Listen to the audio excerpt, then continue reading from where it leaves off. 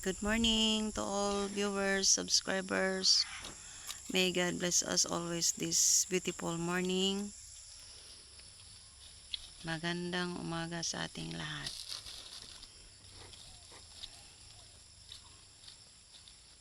Ganyan lang kasimple ang mag-garden mga ka-farmers. Para lang siyang Para naglalaro. lang naglaro.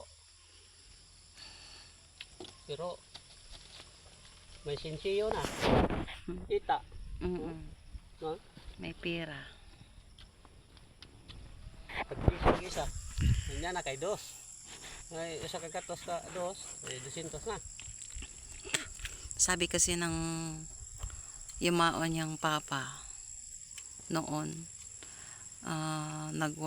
nagwork pa si ka-farmers doon sa Maynila. Sabi ng yumao niyang papa na Libre pakain. sa lupa, kung may lupa ka lang na matatrabaho, andun maraming pera.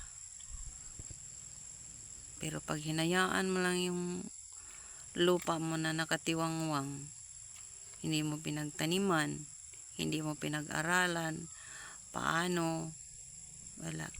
Sayang yung biyaya ng Panginoon na lupa na hindi natin gagamitin para buhusan tayo ng maraming blessing sa Panginoon.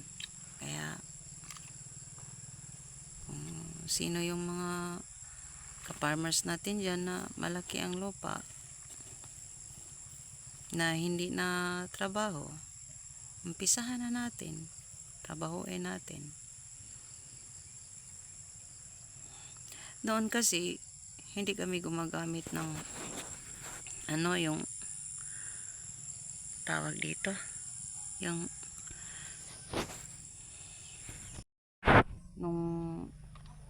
tawag dito, yung pala. Ang ginagamit namin is yung lang, sarol. Kaya kunti lang yung mga ni ka-farmers, malinisan. Pero sa ngayon na pala na yung ginagamit niya,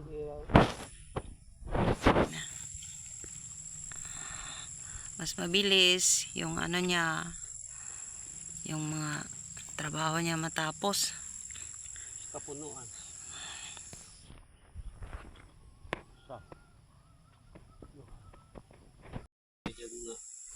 Oo. Pulo ka buok.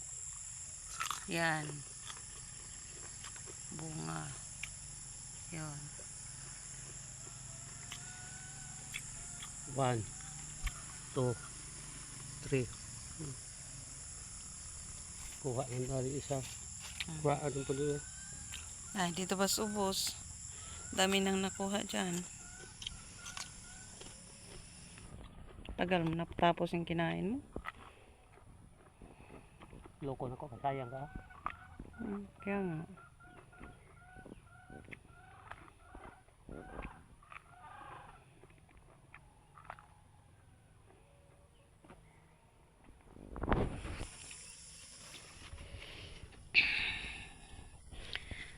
Ganito lang ang buhay naming dalawa dito. Pagka alis ng mga bata, kaming dalawa lang dito sa garden. Pag mainit na, magpahinga. Kami lang kasi yung amo dito. Tsaka pag magbiyahe din, kami ring dalawa. Magtinda.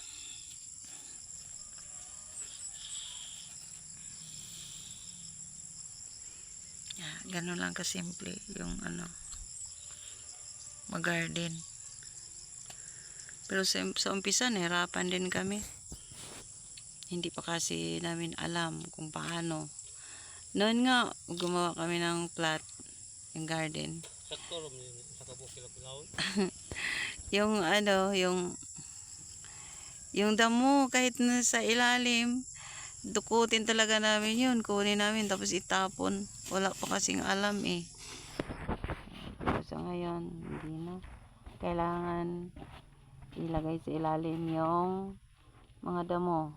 Kay isang mabisang fertilizer yan para sa ating mga tanim.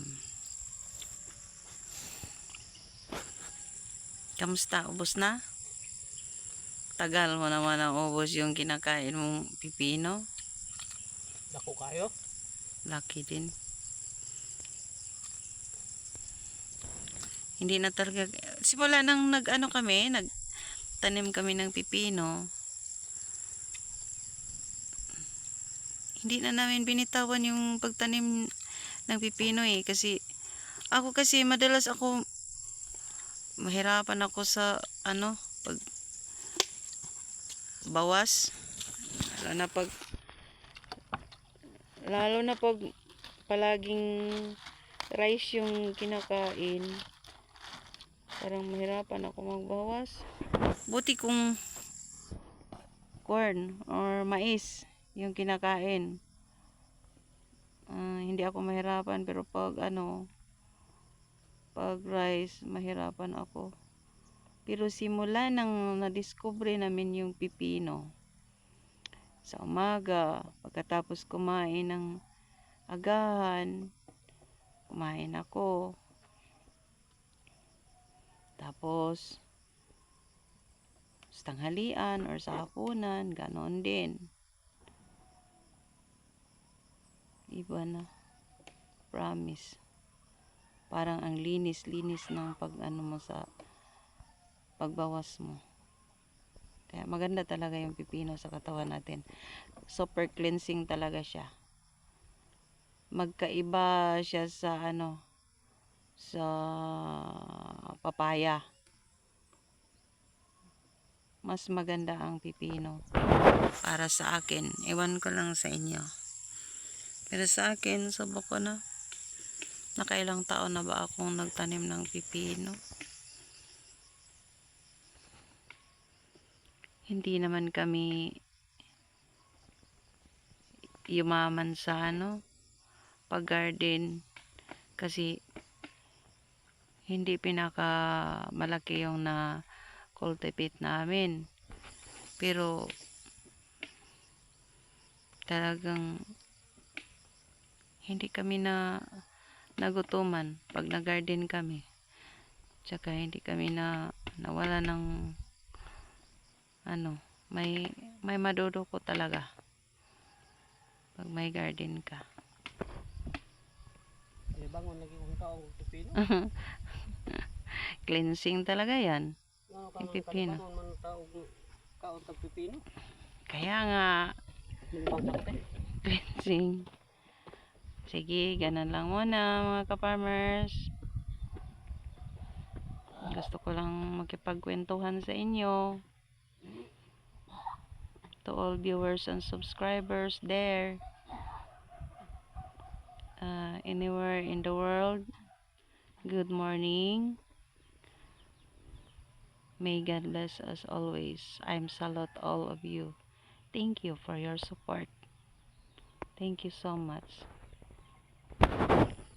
Bye.